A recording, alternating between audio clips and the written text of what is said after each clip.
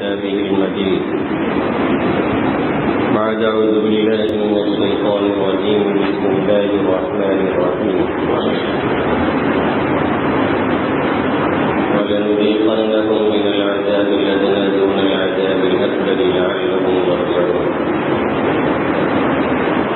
وقال تعالى في موضع آخر: ذلك بأن الله لم يكن مغيرا نعمة أنعمها على قوم حتى يغيروا ما بأنفسهم وأن الله السميع العليم. كدأب آل فرعون والذين من قبلهم كذبوا بآيات ربهم فأهلكناهم بذنوبهم وأغرقنا آل فرعون وكل كانوا ظالمين. وقال تعالى: لا تيأسوا من روح الله إنه لا ييأس من روح الله إلا القوم الكافرون. صدق الله مولانا العظيم. میرے محترم بزرگوں اور دوستوں، میرے غیور نوجوان ساتھیوں،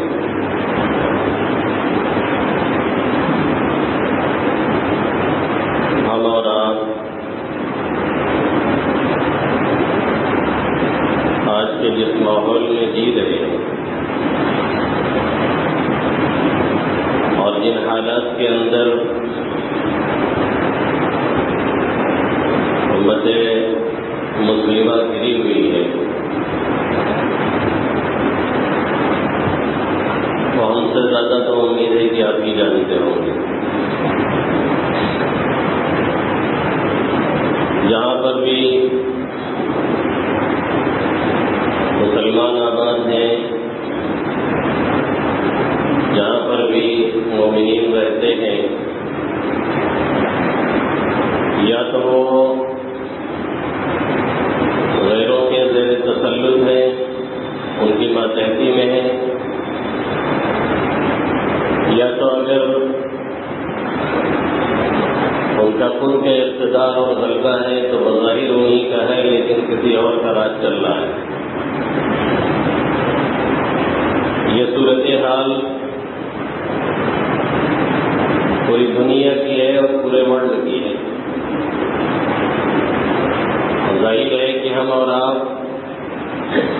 اسی دنیا میں بسنے والے ہیں، بلکہ ایسے ملک میں ہیں جس میں تو اسلامی حکومت کا نام بھی نہیں۔ جہاں پہ ہے نام وہاں پہ کیا حال ہے وہ جانتے ہیں، اور جہاں پہ اسلامی حکومت کا نام بھی نہیں ہے تو وہاں پہ پھر کیا حالات ہو سکتے ہیں، وہ ہر کوئی دیکھ رہا ہے اور جان رہا ہے۔ اکثر حال یہ ہے کہ ہم میں سے اکثریت کی حالت اس ملک کے اندر یا پوری دنیا کے اندر یہ ہے کہ ایک مایوسی، ایک تنوفیت، ایک بددلی، ایک بے چینی، ایک کرب، ایک الجھن، ایک پریشانی، ایک خوف، ایک خراش اور ایک ڈر اور غیروں کا روب اور ان کا بظاہر دبدبہ اکثر کے دلوں پر قائم ہو چکا ہے۔ یہ حالت ہم میں سے اکثر کی ہے، جسے بیان کرنے کی اور کہنے کی میرے خیال سے ضرورت بھی نہیں ہے، کیونکہ جب کسی کے پاس بیٹھا جاتا ہے تو پھر اس کے دل کا راز کھل جاتا ہے، اور 5 منٹ نہیں گزرتا ہے کہ وہ اپنی دلی کیفیت کو بیان کر دیتا ہے اور بتانے لگتا ہے۔ اکثر کا حال یہ ہے کہ اس طرح کی چیزوں میں ہر کوئی گرفتار نظر آ رہا ہے۔ پوری دنیا کے حالات اس طرح کے ہیں اور ہماری ملکی حالات اس طرح کے ہیں، اور پھر اس میں مزید جسے آپ یہ کہہ سکتے ہیں کہ آگ پہ پٹرول کا کام، آپسی رنجش، کھینچا تانی، گھروں میں بدامنی، بے چینی، ایک دوسرے سے جھگڑے، فتنہ و فساد، قتل و غارت گری، پولیسی کا بازار گرم، انارکی، تشدد، جبر، بغاوت، ایک دوسرے کی مخالفت، ایک دوسرے سے رنجشیں، ایک دوسرے سے عداوتیں اور ایک دوسرے سے کینہ، ان چیزوں نے مارا ہے ہمارے دن کا سکون اور راتوں کی نیندیں چھین رکھی ہے۔ یہ صورتحال اکثر جگہوں پہ بنی ہوئی ہے، اور ہم میں سے اکثر جب ان صورتحال کا سامنا کرتے ہیں یا دیکھتے ہیں تو پھر آہستہ آہستہ اس طرح کے حالات میں پہنچ جاتے ہیں کہ بات کرتے کرتے ایک مایوسی،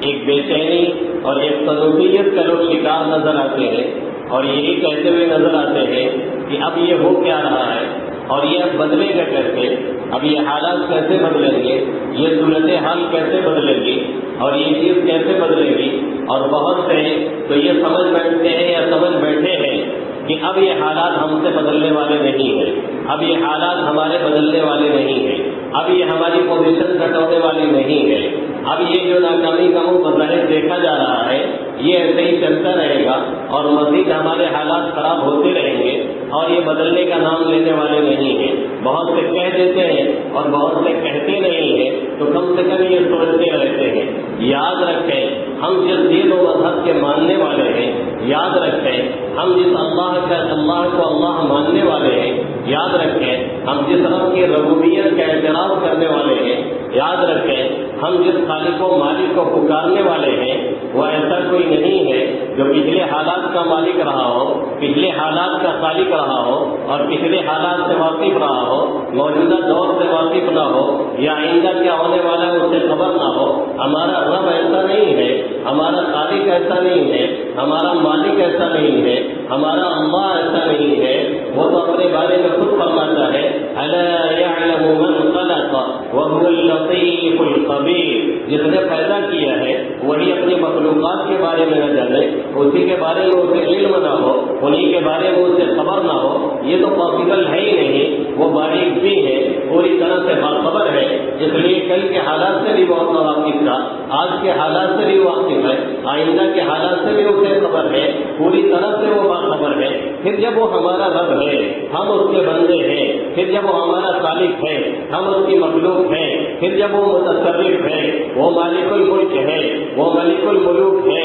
تو پھر ہم اس طرح کی قنوطیت، پھر اس طرح کی مایوسی اور مایوسی کے دلدل یا مایوسی کے غار میں ہم اور آپ کیوں گرتے چلے جا رہے ہیں اور کیوں اپنی ٹانگیں پھنساتے چلے جا رہے ہیں اور کیوں ہم یہ کہہ رہے ہیں جس سے ہم نکل نہیں سکتے۔ یاد رکھیں ہم جس مذہب کے ماننے والے ہیں، یاد رکھیں ہم جس شریعت کو فالو کرنے والے ہیں، یاد رکھیں ہم جس اللہ کو اللہ کہہ کر کے پکارنے والے ہیں، اس رب کی شریعت میں، اس رب کے بتائے ہوئے دین میں مایوسی کی کوئی جگہ نہیں اور ضرورت کی کوئی جگہ نہیں ہے۔ مایوسی اور اسلام کبھی دونوں ایک ساتھ جمع نہیں ہو سکتے۔ حالات کتنے ہی مخالف ہو، راز کتنے ہی طویل ہو اور کتنے ہی تاریخ سے تاریخ تر ہو، یہ سمجھ لینا چاہیے کہ طلوع سحر ہونے کو ہے اور صبح ہو کر کے رہے گی، رات 12 گھنٹے کی نہیں، اگر 15 گھنٹے کی بھی کہیں ہو رہی ہے پھر بھی یہ مان کر کے چلا جائے کہ صبح ہو کر کے رہے گی، سورج نکلے گا۔ آپ ناروے اور صبح میں چلے جائیں جہاں 6 گھنٹے تاریخی رہتی ہے، 6 مہینے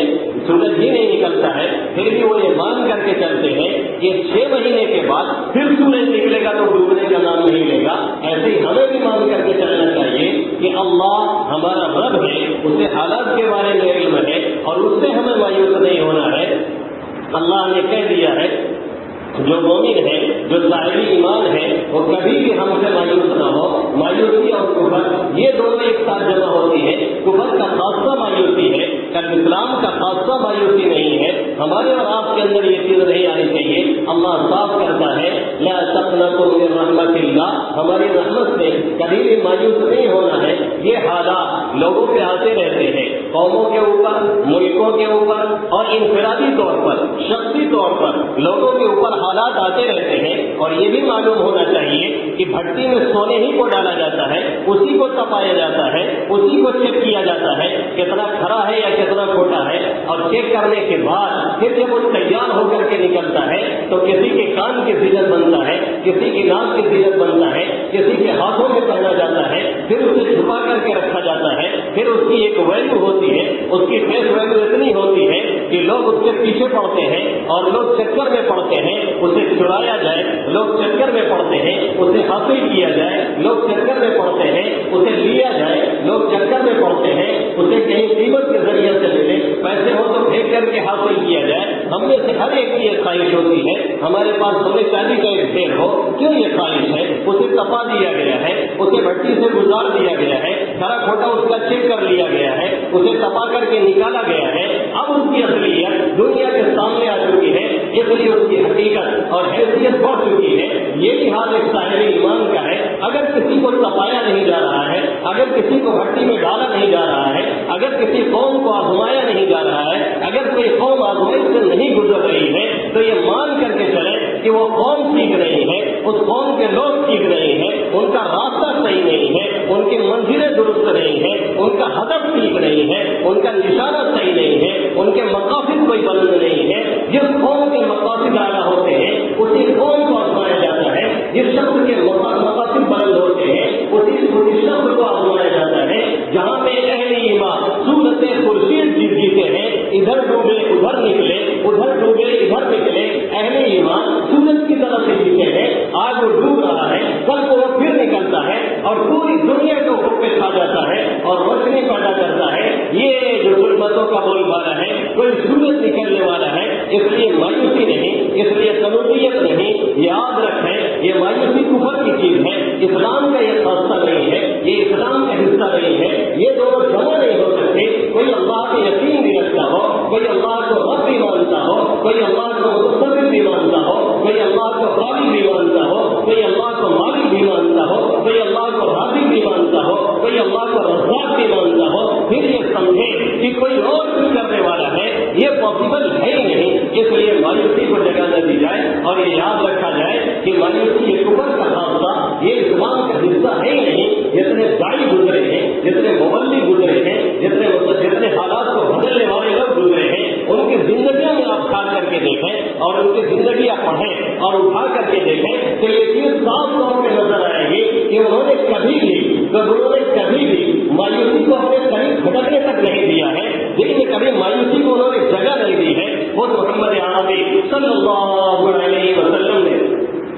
جن حالات میں آقا مدنی صلی اللہ علیہ وسلم نے آنکھیں کھولی ہیں، پورا مکہ مخالف ہے، پورا مدینہ مخالف ہے، حالات بالکل مخالف ہے، آقا کا کوئی ساتھی نہیں، آقا کا کوئی ووٹر نہیں، آقا کا کوئی سپورٹر نہیں، کوئی سپورٹ دینے والا نہیں۔ اسی حالات میں 13 سال محمد عربی صلی اللہ علیہ وسلم اپنے مشن کو لے کے، اپنی دعوت کو لے کے، اپنے پروگرام کو لے کر کے، اپنی شریعت کو لے کر کے لوگوں کے درمیان جاتے ہیں۔ آقا اپنا کام کر رہے ہیں، باتیں مخالف چل رہی ہے، تند تیز ہوائیں چل رہی ہیں، مخالفتوں کا سامان نہیں، مخالفتوں کا طوفان کھڑا ہوا ہے، آقا کو گزرنے نہیں دیا جاتا، آقا کو مکہ کی گلیوں میں چلنے نہیں دیا جاتا، کہیں کاٹے بچھائے جا رہے ہیں، کہیں کچھ کیا جا رہا ہے، کہیں کوئی اور منصوبہ بنایا جا رہا ہے۔ پھر پانی سر سے اونچا ہوا، محمد عربی صلی اللہ علیہ وسلم کے قتل کا منصوبہ بنایا گیا، آقا کو ڈھیر کر دیا جائے، آقا کو قتل کیا جائے۔ پھر ابو جہل گرو گھنٹال نے ایک مشورہ دیا جسے ابلیس نے تائید کی اور یہ کہا گیا ہر قبیلے سے ایک آدمی لیے جائے اور آقا مدنی صلی اللہ علیہ وسلم کو قتل کر دیا جائے۔ اس طریقے سے بنو ہاشم کے بس کی بات نہیں ہوگی، ہر قبیلے سے وہ ٹکرائے، ہر قبیلے سے وہ ٹکرائے، ہر قبیلے سے محمد عربی صلی اللہ علیہ وسلم کے خون کا بدلہ لے۔ نتیجہ یہ ہوگا خون وہاں دے لیں گے، ہم لوگ قیمت دے دیں گے، اس کا ختم ہو جائے گا۔ آقا کے قتل کا منصوبہ بنایا گیا، آقا کو وہاں سے لڑی کی گئی۔ آج رات آپ کو اپنے گھر میں نہیں رہنا ہے، صدیق اکبر ساتھ ہوتے ہیں، آقا لے کر کے باہر نکلتے ہیں، حضرت علی کرم اللہ وجہہ کو اپنے بستر پہ لیٹاتے ہیں، حضرت علی کرم اللہ وجہہ بستر پہ لیٹتے ہیں، آقا کا گھیراؤ کیا جاتا ہے۔ بعد مغرب بھی یہ شیاطین و انس اور جن سب کے سب آقا کے گھر کے آس پاس جمع ہو جاتے ہیں۔ آج کیا کرنا ہے؟ نور الہی کو بجھا دینا ہے۔ آج کیا کرنا ہے؟ نور الہی کی شمع کو جو روشن ہو رہی ہے اسے آج دھوپ کو بجھانے کی پوری ترکیبیں کر لی گئی ہے،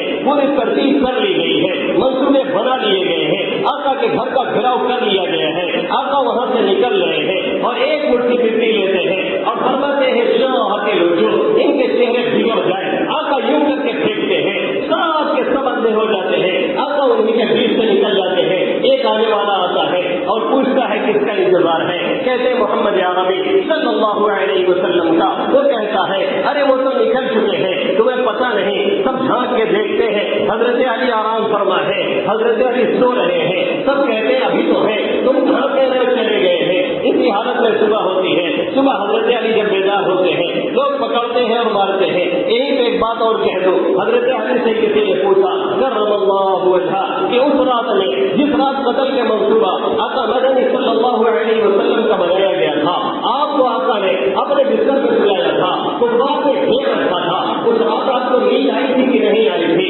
قربان جائیے. ایسے ہی صحابہ کرام کو اس دنیا میں جنت کا پروانہ عطا کیا گیا. حضرت علی فرماتے ہیں اس رات جتنی اطمینان کی نیند آئی مجھے زندگی میں نہیں آئی. کیوں نہیں آئی تھی؟ کیوں اطمینان کی نیند آئی اور پوری زندگی میں نہیں آئی؟ اس لیے محمد عربی صلی اللہ علیہ وسلم نے کہا تھا علی یہ کچھ لوگوں کی امانتیں ہیں, اسے پہنچا کر کے آنا, پھر مدینہ میں مجھ سے ملنا. مجھے یقین تھا جب تک میں یہ نہیں کر لوں گا تب تک مجھے موت نہیں آنے والی ہے. کفار کا لرزہ ہے اور بستر ہے محمد کا, نیند آ گئی حیدر کو تلوار کی چھاؤں میں. آج ہمارا کیسا ایمان ہے, آج ہمارا کیسا یقین ہے, آج ہمارا کیسا ایمان ہے, آج ہمارا کیسا عمل ہے, آج ہمارا اللہ سے تعلق کیسا ہے. ہر دم پاؤں کانپ رہے ہیں, ہر دم ٹانگیں تھرتھرا رہی ہیں. پناہ آ رہا ہے, پناہ آ رہا ہے, پناہ آ رہا ہے. کوئی آئے کوئی باہوبلی نہیں, سب سے بڑا باہوبلی میرا رب حقیقی ہے جو ان کو لاتا اور لے کر کے جاتا ہے. اللہ کے حبیب صلی اللہ علیہ وسلم وہاں سے نکلتے ہیں,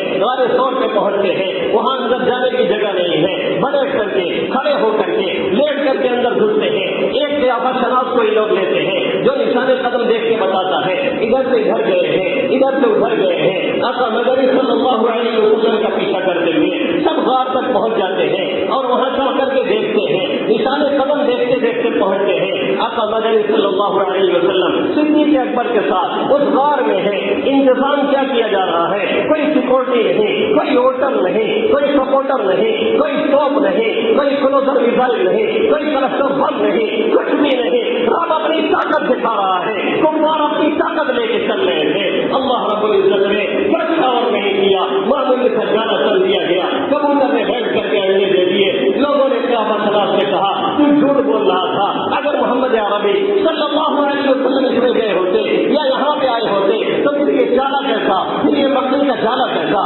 پھر اس کے کبوتر کے انڈے کہاں سے؟ یہ تو لگتا ہے کہ آقا جب پیدا ہوئے تھے محمد عربی صلی اللہ علیہ وسلم اس سے پہلے کا جالا ہے, اس لیے ہو نہیں سکتا کہ اتنے وہ لوگ ہوں. صدیق اکبر فرماتے ہیں ہم اوپر دیکھتے ان کے قدم ہمیں نظر آتے تھے. ہم نے اللہ کے حبیب صلی اللہ علیہ وسلم سے فرمایا اگر انہوں نے نیچے ڈھال دیا وہ ہمیں دیکھ لیں گے, پھر کیا نتیجہ ہوگا؟ اللہ خیر کرے. محمد عربی صلی اللہ علیہ وسلم نے صدیق اکبر کو تسلی دیتے ہوئے فرمایا تمہارا کیا خیال ہے ان دو کے بارے میں جن میں کا تیسرا اللہ ہے؟ اسی کے بارے میں قدرت اپنے کلام میں فرماتا ہے کہ یقول لصاحبہ لا تحزن ان اللہ معنا, جبکہ وہ اپنے ساتھی یعنی صدیق اکبر سے کہہ رہے تھے گھبرائیے نہیں, ڈریے نہیں, بدل مت ہوئیے, اللہ ہمارے ساتھ ہے. قربان جائیے محمد عربی صلی اللہ علیہ وسلم کی ذات گرامی پر ایک بار نہیں, ہزار بار نہیں, کوئی زندگی آپ پر نچھاور اور قربان. جب حضرت موسیٰ کے یہی حادثہ پیش آیا,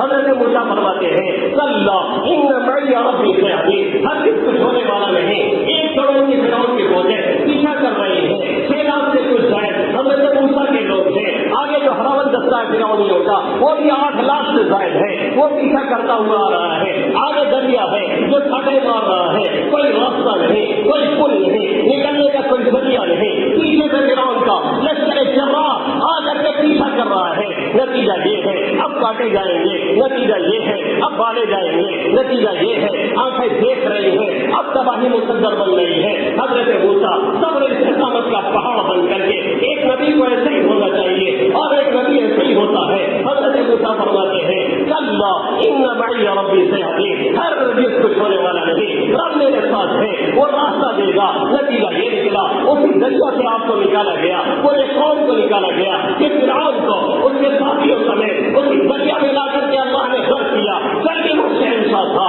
کل بھی وہ حاکم تھا, جب موسیٰ کو وہ راستہ دے رہا تھا, فرعونیوں کو ڈبا رہا تھا, تب بھی وہ وہی رب تھا. جب آپ کا مدنی صلی اللہ علیہ وسلم کو بچا رہا تھا اور آپ کا بڑے کھلے دل سے کہہ رہے تھے لا تحزن ان اللہ معنا, ڈریے نہیں, گھبرائیے نہیں, اللہ ہمارے ساتھ ہے. حضرت موسیٰ نے کہا رب میرے ساتھ ہے. آقا نے فرمایا ہمارے ساتھ ہے. امت محمدیہ صلی اللہ علیہ وسلم کو آقا کے اس جملے کی برکت سے اللہ کی معیت شامل حال رہی ہے, کل بھی تھی اور آج بھی ہے. گھبرانے کی بات نہیں، ڈرنے کی بات نہیں، شرط یہ ہے ہم حالات سے سبق لیں، شرط یہ ہے ہمیں مایوسی نہ ہو، شرط یہ ہے قانونیت ہمارے پاس میں ٹھہرے، شرط یہ ہے دل میں کوئی مایوسی نہ آنے پائے، شرط یہ ہے اللہ کی ذات پہ کامل یقین ہو، شرط یہ ہے تقوی الہی اختیار کیا جائے۔ کیا ہم نے یہ نہیں دیکھا حضرت یوسف کو بھائیوں نے پکڑا، لے جا کر کے کنویں میں ڈالا، اللہ نے کنویں سے نکالا، غلام بنا کر کے لوگوں نے بیچا، اللہ نے غلامی سے نجات دلوائی، پھر ایک دن وہ آیا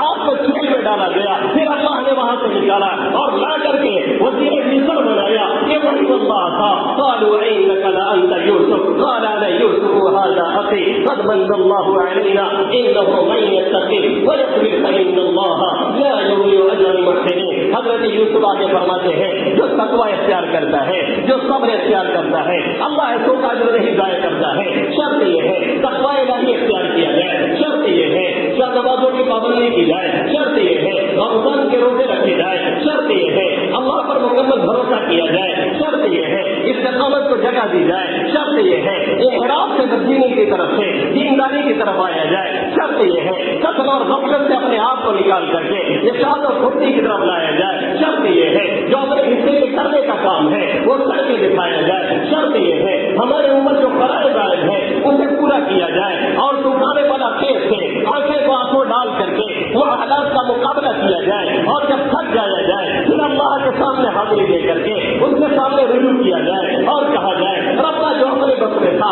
دم قدم چل سکتے تھے ہم نے چل کے دکھایا، اب حالات بدلنا تیرا کام ہے، اب لوگوں کو بدلنا تیرا کام ہے، یہ طرح تیرا کام ہے، یہ اب ہمارا کام نہیں ہے۔ یاد رکھیں ہمارے اور آپ کے پاس وہ پاور ہے اور وہ طاقت ہے جو دنیا کے کسی بھی مصیبت زدہ کے پاس نہیں ہے، اور وہ کیا ہے رب کے سامنے حاضری دینا، اس کے سامنے جھڑ جلانا، اس سے لو لگانا اور اس سے مانگنا۔ اللہ اپنے حبیب صلی اللہ علیہ وسلم سے فرماتا ہے وَلَقَدْ نَعْلَمْ أَنَّكَ يَضِيقُ صَدْرُكَ بِمَا يَقُولُونَ، ہمیں پتا ہے یہ لوگ جو کہتے ہیں اس کی وجہ سے آپ کا دل بہت اڑتا ہے، کبھی یہ کہتے ہیں پاکستان چلے جاؤ، کبھی یہ کہتے ہیں کشمیر میں یہ کر دیں گے، کبھی کا کشمیر بنا کر کے آپ کے دل کو ٹھنڈی کرتے ہیں، کبھی ہندو مجھ سے فسادات کرانے کی کوئی سازشیں کی جاتی ہیں، کبھی اپنے لے کر کوئی غدار کھڑا ہوتا ہے اور یہ کہتا ہے جمعہ کے دن نہ پڑھو بلکہ سنیت کو پڑھ لو، یہ لوگ ایسے قائد اور رسولہ بننے لگے ہیں۔ اللہ خیر کرے اس طرح کی باتیں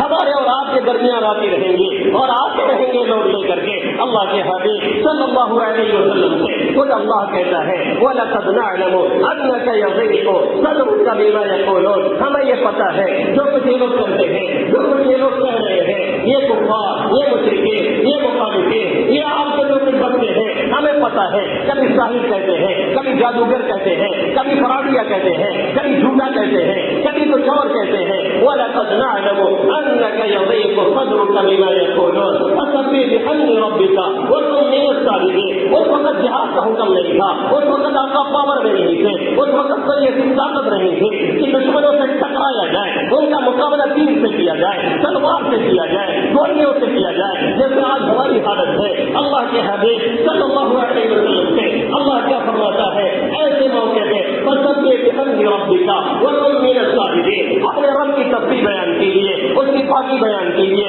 سبحان اللہ الا اللہ پڑھیے اور سجدہ کرنے والوں میں سے بنیے، اللہ کی طرف رجوع کیجیے، اللہ سے لو لگائیے۔ آپ کے پاس وہ طاقت ہے، آپ کے پاس وہ پاور ہے، آپ کی وہ حیثیت ہے کہ جب آپ آگے گریں گے اور حالات سے دو چار ہو کر کے 5-10 منٹ کے لیے 24 گھنٹے میں سے وقت نکالیں گے تو یہ یاد رکھیں جب حالات کا رونا ہو کر کے اور جو اپنے بس میں تھا وہ کر کے جب آپ بڑھیں گے، دیکھیں دنیا کی پوری طاقتیں اپنا کام کرتی ہے، پھر بھی رب اپنا کام کرتا ہے، تمہارے بلا خیز چلتے ہیں، پھر بھی مکڑی اپنا جالا چلتی ہے، اسی میں اس کے انڈے اور بچے ہوتے ہیں، وہی رب اس کی حفاظت کرتا ہے۔ شیر ہر وقت پنجہ گڑا رہتا ہے اور ہر وقت ٹوہنے رہتا ہے، کہاں الگاہ ملے اس میں حملہ کیا جائے، پھر بھی الگاہوں کا جھنڈ دیکھنے کو ملتا ہے۔ کون ہے یہ بچانے والا، کون ہے یہ حفاظت کرنے والا، کون ہے ان کو پالنے والا، کون ہے یہ راستہ دینے والا، کون ہے انہیں بچانے والا؟ وہی اللہ، دوسرا کوئی نہیں ہے۔ وَلَقَدْ نَعْلَمُ أَنَّكَ يَضِيقُ صَدْرُكَ بِمَا يَقُولُونَ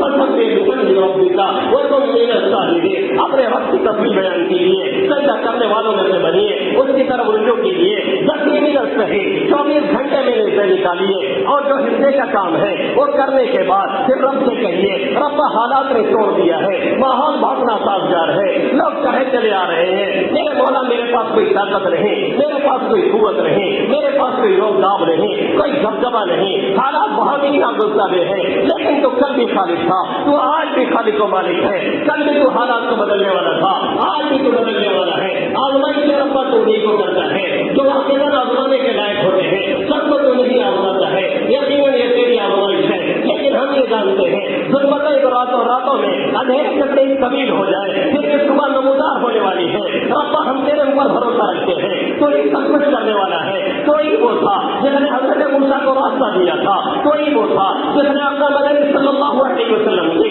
جس کی اور چیز سے رہی معمولی شاید سے حفاظت کی تھی، کوئی وہ تھا جس نے فرعونیوں کو غرق کیا تھا، کوئی وہ تھا جس نے وقت کے بادشاہ سے حضرت ابراہیم اور ان کی بیوی سارہ کی حفاظت فرمائی تھی۔ حضرت ابراہیم نے کچھ اور نہیں کیا، آپ سے آپ کی بیوی تھی، حضرت ابراہیم کی بیوی کو بادشاہ وقت نے طرف کیا اور ان کے ساتھ بدکاری کا ارادہ کیا۔ حضرت ابراہیم کے پاس اس وقت کوئی طاقت نہیں، اس وقت کوئی لشکر نہیں، اس وقت کوئی فوج نہیں، وہ حدیث لکھتے ہیں کیونکہ کوئی ذریعہ نہیں تھا اس سے مقابلہ کا، اس لیے حضرت ابراہیم نے کیا کیا، نیت باندھی، 2 رکعت نماز پڑھی اور اپنے رب سے رب نے آج شروع کر دیا، رب تو ہی بچانے والا ہے۔ نتیجہ یہ نکلا بادشاہ وقت میں جھکنا پڑا اور جھکا ہی نہیں بلکہ اپنی بیٹی حضرت حاجرہ کو باقی کے طور پہ حضرت سارہ کو دیا، لے جائیے ان کی خدمت کے لیے۔ یہ ہوتی ہے رب کی طاقت جو بادشاہ وقت کو بھی جھکا دیتی ہے، وہی رب ہے جس نے حضرت ابراہیم کو نمرود سے بچایا، پھر حضرت ابراہیم کو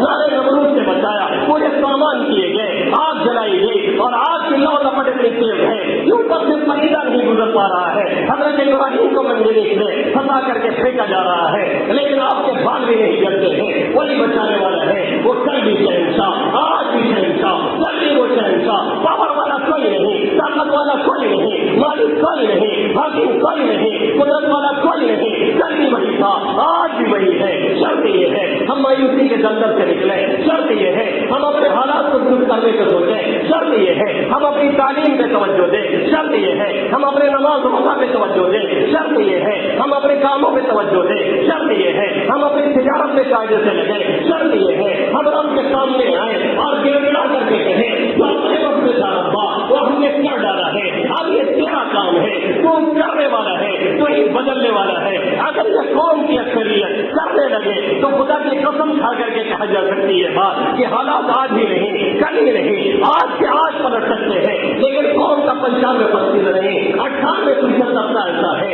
جسے نماز کی کوئی پرواہ نہیں، جسے اذان کی کوئی فکر نہیں۔ ہاں پوسٹ تو ڈالی جا رہی ہے، خدا جگہ اذان پہ پابندی لگ رہی ہے، پوسٹ تو ڈالی جا رہی ہے کہ وہاں لاؤڈ اسپیکر اتارا جا رہا ہے، خود ہم لاؤڈ اسپیکر کے مخالف ہیں، خود ہم اذان کے مخالف ہیں، ہم مسجدوں کے مخالف ہیں، ہم مسجدوں میں جانے والوں کے مخالف ہیں، ہم نمازیوں کو گری ہوئی نگاہ سے دیکھتے ہیں، داڑھی کا ہم مذاق اڑاتے ہیں، داڑھی رکھنے والوں کا ہم مذاق اڑاتے ہیں، اونچا پائجامہ پہننے والوں کا جو سنت کے مطابق چلتے ہیں ہم ان کے اوپر جملے کرتے ہیں۔ یہ ہے مسلمان جنہیں دیکھ کے شرمائے حضور، یہ مسلمان ہے جنہیں دیکھ کے ایک ہندو بھی شرما جاتا ہے۔ یہ ہماری حالت ہونے کی ہے۔ 98% بے نمازی ہے، 95% بغیر روزہ کے ہیں، 90% سے زیادہ بغیر داڑھی کے ہیں۔ اکثر کی حالت یہ ہے تجارت میں کوئی وابستگی نہیں، پانچوں گیری کی جا رہی ہے۔ اکثر کی حالت یہ ہے تعلیم سے دور دور کا رابطہ نہیں، 2.5% صرف مدارس میں آتے ہیں، 2 سے 2.5% کالجوں میں پڑھنے جاتے ہیں اور ان میں سے جو کوالیفائی کرتے ہیں ہائی ایجوکیشن کے لیے ان کی تعداد 1% ہے۔ باقی قوم کو پتہ ہی نہیں ہماری ترجیحات کیا ہے، قوم کو پتہ ہی نہیں ہمارا اہم کام کیا ہے۔ کسی نے 20 لاکھ یا 50 لاکھ جمع کر لیا تو گھر کے ڈیکوریشن میں پھونک پھاک کر کے وہ بیٹھ جاتا ہے، کوئی ترجیحات کا پتہ نہیں۔ ایسے قوم فرق نہیں سکتے جو شادیوں میں کروڑوں خرچ کرے، تعلیم میں لاکھ اور 50,000 کا بھی خرچ کرے، جو شادیوں میں لاکھوں لاکھ پھونکے اور امام کو 10,000 دینے میں بھی جس کی جان نکلنے لگے، ایسی قوم کا بس اللہ ہی محافظ ہے۔ اللہ رب العزت سب سے پہلے مجھے ان باتوں کے عمل کی توفیق نصیب فرمائے اور آپ سبھی حضرات کو آمین یا رب العالمین وما علینا الا البلاغ المبین۔